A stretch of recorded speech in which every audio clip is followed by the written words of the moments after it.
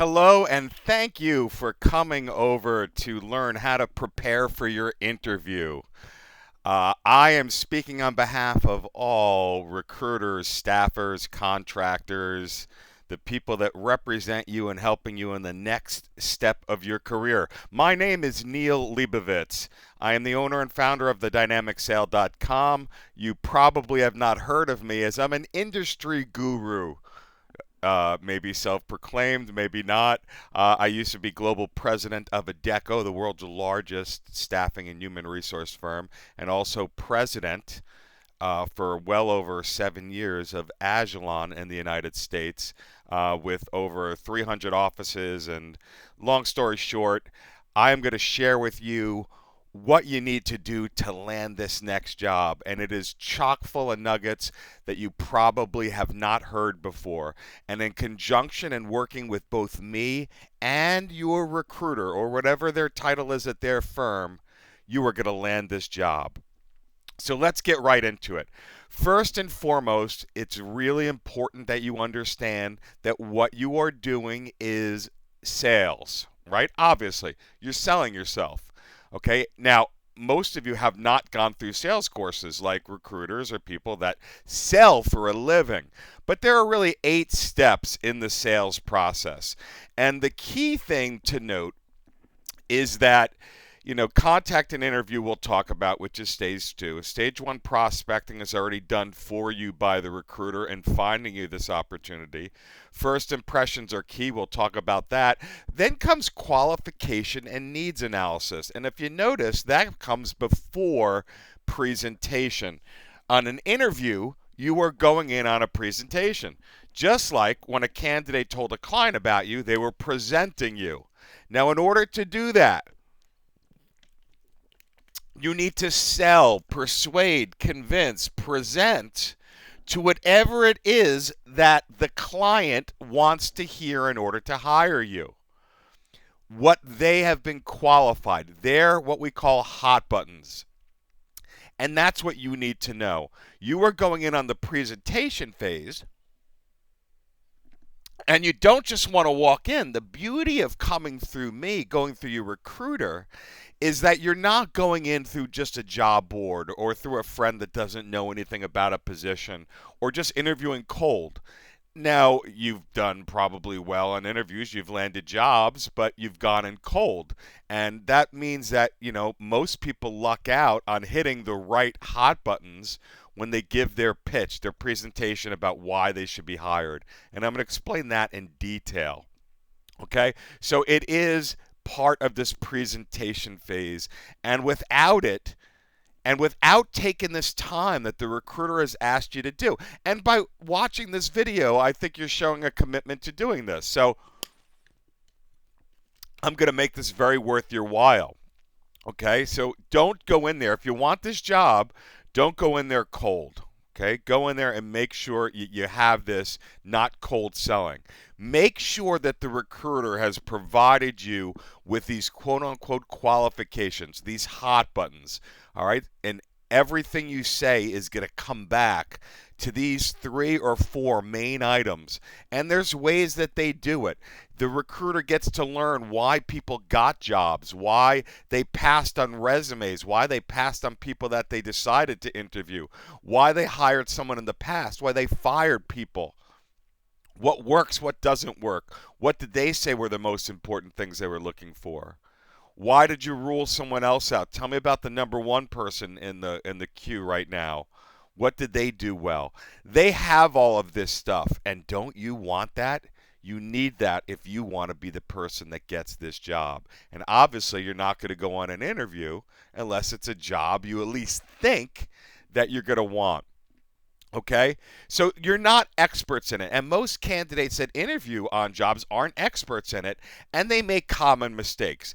At the end, we'll go through those quickly, but you want to avoid the common mistakes because they are common and a lot of people make them. And frankly, if you're honest with yourself, you've probably made quite a few of these in your day. And we can help you with that, right? The fewer mistakes you make, the better, right? And as I opened up with, look, you got your last job. Unless you're a rookie, a newbie, someone that's just graduating college, and you've never interned, you've never gotten a job ever before in your life, everyone thinks that they can interview well and you don't need this video or don't need to follow up with the recruiter or get the hot buttons. But I am telling you, it is luck of the draw unless you want to be strategic about it. All right? The best candidate is not the one who gets the job. The best prepared, the one who hits the hot buttons the most, right? The emotional sell, right? The ones that get to what they really want, the pain of the client, the stuff that your recruiter knows, what's really going on behind the scenes. That's the one who gets the job. So listen to us. Let me give you a compelling reason to listen so that we're not wasting your time, so that this isn't just a generic, sort of prep video. Now, we explained the sales process, right? And how I told you that the recruiter can help you craft the answers that the client wants to hear. That's what the recruiter's job needs to be if they sent you over to this video. I can give you 90% of it. What I can't give you is the specific hot buttons for this client. Make sure that you get them. I would never go in cold, ever, right? I would make my recruiter do the work so that they can give you the answers. It is the answer key, right? The Cliff's notes, and it is Cliff's with an apostrophe. If you even use it anymore, now people just Google it, but it's your Google in front of you. What do I need to say in order to get job at Sony? Right? Google it. Here you go with Steve. All right. So we're going to give you specific tips. These are going to be invaluable. You can only get them when working with a recruiter. Right? That's why it's so good and why you always want to try to work with a good recruiter and not go in cold through a job board or a recruiter that's not bothering doing any of this stuff. Okay? Listen to them. They are the experts in what they do. Now, I know some people have mixed feelings on it. Some people feel that some recruiters are only in it for the commission. Some recruiters are self-serving. And the good news is you're probably working with your recruiter because you really like them. You feel a bond or a connection with them, or you were referred to them, or there was something about their firm or something that made them stand out. But bear in mind, this is all that they do 24/7. They are the experts in this field. They know it better than anyone, and they will help you land this opportunity. In sales, there's a concept called feature, benefit, benefit. And that simply means that everything you say when you're crafting your notes, which you should always do, prepare on a piece of paper these hot buttons that we talked about. And we'll start with what you feel your greatest strengths and weaknesses are. But we're going to tailor it not to those, but to out of those what the client wants to hear, as I've beaten to death. And when you say, all right, well, if we know a client is looking for a team player, you're going to talk about how you're a great team player. That's a feature. What the benefit is, all right, is the benefit to being a great team player. The benefit is there's less turnover, it tends to be when I work into a group, or a client, is able to get a lot more work done when I join their team. Because I'm happy to pick up the workload of other people.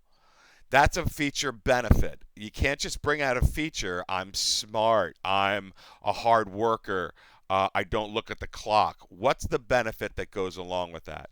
And feature benefit means you just add another benefit on top of that, which really means that you're not going to have to babysit me or anyone else, and you can focus on what you need to do. That's why I think I've been so valuable at my companies. Okay? Feature, benefit, benefit. There's also, and this should be all over your resume, and if not, you're going to help pick it out, and the recruiter can help you with it, but there's something called, which is very similar, made, saved, achieved. Companies want to know what you're going to do for them, how and your past as an indication of what you're going to do in the future, right? Unlike they always tell you about mutual funds. But what have you made, saved, and achieved? What have you made, saved, and earned, right? In particular, if you're in sales, make sure you have some of those things. And it could be a time savings. It could be this reduction in turnover. It could be a better culture that you helped create. But you're going to want to come up with all of this. So go into all these and get the specific job requirement that could also help you get it, and know the detailed requirements, because you're probably going to get grilled on it, especially when you go on the technical part of the interview. We already talked about having the specific hot buttons to sell to. I can't overemphasize that enough, as that is the answer key and the key to the game, right? And why isn't the average recruiter sending people, or I should say, why isn't the average candidate watching this video? Why, the night before the interview, are they not jotting down their notes to these hot buttons and coming up with a great story or anecdote that proves this? Why are they not thinking of a reference that they can use, that they can refer to, that can show how they're a team player, using that example again? When this is the most important decision of your life. This is your career. It's your livelihood. It's what's going to put your kids through college, make you more marketable, independent. It's the most important decision of your life in your career, or certainly one of them. All right? And nobody can argue that it's one of them. Okay? I also want you to remember of why you're going on this interview in the first place. It's really easy to get caught up in the mayhem of the interview and to get excited or upset over silly things that have nothing to do with what it is that you wanted to begin with. So before anyone will pressure you, pressure yourself. Pressure yourself to make sure it meets what it is that you want. If money isn't your number one motivator, which statistically it is not, right?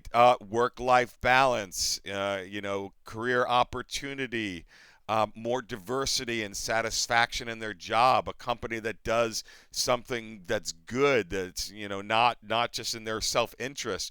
These are things that are far more powerful, statistically proven. And if whatever it is for you, you're different. Each of you listening to this is different. But I want you to remember why it is that you came in and what you told the recruiter you were looking for, and why you're looking to leave your current job now if you're employed. If you're not employed, get this job. Get it on your resume. Get in there. All right? Contracting job, contracting to hire, or even if it's not your ideal, better than being unemployed. Okay? If you are employed, why are you looking to leave? What's happening with you on Sunday night? I always tell recruiters to remind people, because this is really the answer of how you feel and what's really eating at you. But I remember for me, when I was unhappy in a job, or let's say happy, but not happy enough, where I could have been happier. Or maybe you are happy and you were just recruited for something even better. But what is it when that, for me, it was that stopwatch on 60 Minutes at 7 or 8 o'clock on a Sunday night, depending on your time zone, right? It starts ticking. To me, that was a sign that the weekend was over and it was a school night, if you will, and my heart sinking. And Sunday night being a very bad night for a lot of people, and it shouldn't be if you're in the right opportunity. When you talk to people and they tell you they love their job or they can't wait getting up in the morning, they're not lying. They're just not being passive. They took career over their life. So again, the best candidate doesn't get the job. The best prepped one, the one that does their homework, the one that makes the best bond, which will be by first impression, but will be by hitting their hot buttons, are the ones who get the job. Now remember this, your strategy on any of the interviews that you go on is to get to the next step and nothing else. It's to get to the next step and ultimately then get to the offer whenever that might come. It is nothing else. If there's 2 interviews or 3 interviews, or I start with HR and then I'm going to meet with a line first level person, that is the objective. It's not to learn about the benefits. It's not to see how this fits all of your hot buttons yet. You will have plenty of time to do that. Okay? Everything else can happen once you get an offer, which is going to include things like salary, things like benefits, and where you're going to sit and how much job diversification. And, you could see where this is going. You want to get the ball in your court is the key that we're really talking about here. That's what the game and the strategy has got to be about when you go on it. Understand that from a client's perspective, the interview process is a knockout process. It just is, right? It's not a screen in process, it's a screen out process. So everything that you say can and will be used against you, except they're not going to give you the Miranda rights before you go in on the interview. So watch what you say. It's not about you for the interview. It's about you once they want you. Does that make sense? And it's a strategy that's really key. Everything that you say, therefore, everything that comes out of your mouth on any of these interviews, phone interview, live interviews, first interviews, third interviews, fifth interviews, everything you say should be a reason to get hired, i.e. a reason to move on to the next step. If there's anything that you're thinking about saying that is not one of those things, then do not say it. That's what you have a recruiter for. And if you want to take charge of your own destiny and don't believe that the recruiter is going to do this for me, fine, even though I disagree with you, having worked with recruiters my whole life. Still, there's plenty of time to do this after the knockout process is over. Once they bring you back and they say, look, you're the one, we're interested in you, let's talk turkey, then it's time for you to do anything that you want to do, okay? You're never, ever, ever going to still not get what you want. It's just a question of timing. Okay, next thing you need to do is you have to talk to the recruiter, okay? So you have to get the hot buttons. After this video, if you don't already have them, call them. If they don't have them get them. All right, they know how to do it. Why have other people gotten the jobs, not gotten the job, all those things I talked about in the beginning. You've got to get that stuff. Discuss each of the interviewers. Get their personalities and each hot button, because each interviewer is going to have something a little bit different. You would think they're all on the same page, but they're not. They've each answered their questions different ways, and the recruiter has learned things throughout the process about what makes each person in the interview process different and key for you to know. So understand now that we have these hot buttons that they're going to come in the form of just similar questions, but they're all the same thing. They're asking you. It doesn't matter what question they ask you. So you don't have to be nervous. Everything they ask you is they're trying to figure out whether you're going to hit their hot buttons, their qualification, if you remember from the sales phase, what they want to hear in order to hire you. So they could ask, what's your greatest strength? Well, why should we hire you? Well, tell me, Neil, what would your peers say about you? If I talk to your old boss, what are they going to tell me? If we did a documentary on your life, what's it going to look like? If I were to actually call some of these people on LinkedIn, what would they say? What's your greatest weakness? Which we're going to talk about that in a minute on its own, because that's a big deal breaker. But again, it's all coming back to the hot buttons. Well, why are you different than others? Come on, Neil, tell me right now. Why you? Why are you different? It's all the same answers. All the same answers.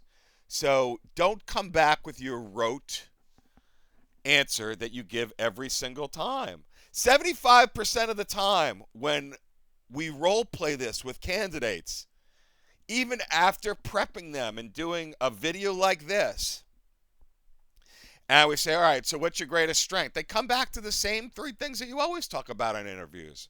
Well, I'm a team player. Not to mock that if that's important, but I'm super smart and I always get the job done, or I'm meticulous, or whatever it is. Hey, listen, if that wasn't brought up as one of the hot buttons, I don't care how meticulous you are. You're not selling to their hot buttons. Get it? Okay? So, again, everything comes back to this. Now, salary. I am sure your recruiter has or will tell you not to bring up salary. But I want to tell you why you can't bring up salary. A, it's not a reason to be hired. And I already beat that to death. Everything you say needs to be a reason to be hired. It's also one of the biggest deal breakers that ends the process right there and then. Okay? Do not discuss salary now. Don't discuss it ideally until you get an offer. Then it's time. You can ask for whatever you want. You can ask for the moon. You can ask for a 50% increase. You might get it, you might not, but you're not going to discuss it now, even though I promise you 90+% of the time they're going to ask you what you're looking for. That's even on some of their forms that they make you fill out.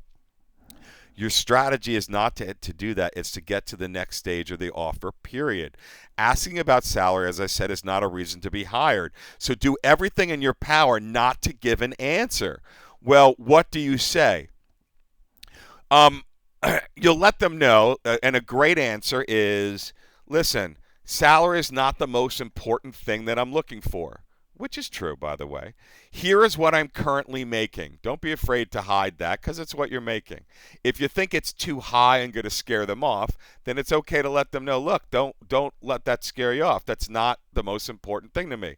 The most important thing to me is the right opportunity, and I'm looking for an opportunity where hot button A, hot button B, hot button C again, right? Again, not what you're really looking for, which will all come out. If it's not right for you, you're not going to want the job anyway, so it's going to be moot. So, more reasons are not to throw out money. Any answer you give, if you do answer it the wrong way, which is by throwing out a number, it's bound to be wrong. What are the odds of this being the exact right figure that they will have offered you? The future pluperfect, right? We learned that in English. What would be the odds of you getting the exact number? So it's going to knock you out for lots of reasons, all right? Even though it's a job that you might have wanted. So if you throw out a number too high or higher than others, or you just threw out a number when others kept their mouths shut and did it the right way, you're knocked out. You're gone. Even though you might be dying to get this opportunity. Throwing out a number too high right now. Well, Neil, I don't care. I'm making 80 and I'm not going to move for less than 100 because I haven't gotten a raise in 6 years. I need them to know it's 100. Not now. You'll have plenty of time to do that. Okay? Get what I'm saying? We're not telling you not to do what you need to do. We're just telling you strategically a number too high right now is going to knock you out. Okay? All things being equal. Okay? Now, you want to get called back for that second interview, right? And like I said, you could always turn it down. And the other point is the opposite end of that spectrum is, what do you think happens if you throw out a number that's lower than where they were prepared to go? Do you think they're going to offer you the higher number or the number that you said you would take? Don't be silly. They're going to give you the lower number. So by opening your mouth, you've either knocked yourself out, or you've just cost yourself $3, $4, $5, or $10,000 plus the 401k matching and all of that for the rest of your career with them. This little comment that you just made could have cost you a Ferrari. Who knows? Shush on salary, please. It's that important. All right, so I'm going to go through this quickly. This is some basic advice. Always arrive early. It's a big pet peeve of client. There is no excuse to be late for an interview. Don't ring the bell and tell them you're there a half hour early. Walk around, go and get a cup of coffee. Do it. I used to say coffee when, from New York, but I learned to say coffee and orange and not orange. Arrive early. Bring your notes with you. Review them in the car or in the subway or in the bus or in the train or in the lobby before your meeting. Make sure you got them down. I got those down. I got these hot buttons down. I got my stories and references and all my points that go to them. I'm going to keep coming back to these 3 points. If it's a phone interview, have them in front of you. My goodness. Don't wing a phone interview. Have that in front of you. They're amazing. Dress for success. There's been books written on it. Always wear, I don't care what your job is. Always dress up. Now, it should be a suit and tie, but if you're interviewing for a very industrial position, Don't wear jeans and a t-shirt, even though they told you, look, that's all that we wear here are jeans and t-shirts. Wear a nice pair of chinos and a sport coat. All right, but really, wear a suit and a tie in almost all situations because there's no chance to make a second impression. Your first impression's really big. And even though they tell you they don't care, they don't. But they do emotionally, they do psychologically. So dress for success. That first impression is key. And it's not only how you look, it's that handshake. I can't begin to tell you how much feedback we get from clients saying, their handshake, they shook my hand like a fish. You're done from the get-go. Firm handshake. Eye contact. You've watched all of those judge shows, whether it be Judge Judy or People's Court or whatever it is. Eye contact. They want eye contact.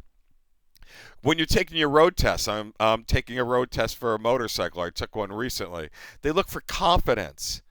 So that's the key. So your firm handshake, a big smile, and a nice buzzword. Hey, I just wanted to thank you so much for meeting me. Something like that.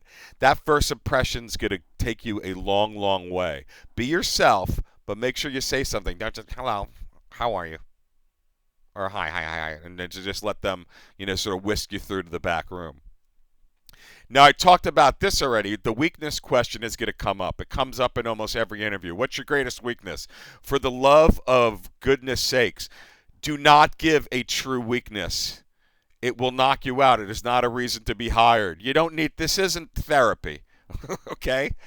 A weakness needs to be a reason to be hired. It's really a hot button in disguise. My biggest weakness is I think I'm too much of a team player. Honestly, I think if I was a little bit more selfish with my time and I wasn't willing to help others when they were, in need of help, I would always stop and help someone. I think I might have progressed further through my career. I don't know. But to me, helping people is the key to life. All right, that might sound corny, put it in your own words, but you get the gist. Please don't give a real weakness, okay? Be prepared to ask a question. They always ask you that, don't they? At the end of the interview. So what questions do you have for us? Okay, again, these are not questions about you, where I'm sitting. Tell me about your matching plan, okay? I already addressed all that. No, this is a question, a strategic business question. Just Google them. Ask your recruiter for help if you don't know what I should ask. Hey, I read that you're going through an acquisition, or I read that you've acquired 5 companies in the last 6 years, and we know that culture is very important. How has that played out for you, and how would your next acquisition be affected by it? Whatever. They don't really care what your question is. That's just their way of wrapping up the interview, and it really is. And then depending upon what you say, could have dramatic impact on whether you get this job or not. So have a prepared question, okay? And just avoid them if they have nothing to do with being hired. Then let them know, look, I'm really interested. I'm really interested, okay? I just want to let you know that. I really enjoyed meeting with you. Seems like a great company. I'd love to take this to the next step. You're not going to tell them it's the best job I've ever seen. I'm desperate. Wow, I will take it if you offer it. You can let them know I want the offer. All right. So again, show interest. Okay. Make sure you send a follow-up note. That could certainly be a letter, which is always the best still to do. Email's perfectly acceptable. I suggest you throw it past the recruiter. Why not? You have one. Ask them what they think about it before you hit send. They can give you some helpful tips. Less is more on that for the same reason that we talked about. Everything in the follow-up letter should be, guess what? A reason to be hired. And then just like the recruiter told you, call them immediately after the interview. If not, it could cost you the job. I'm telling you, you need to call them. You need to give them your feedback. And if a client is interested in you, they're going to, your recruiter's going to wait to call the client till they heard from you.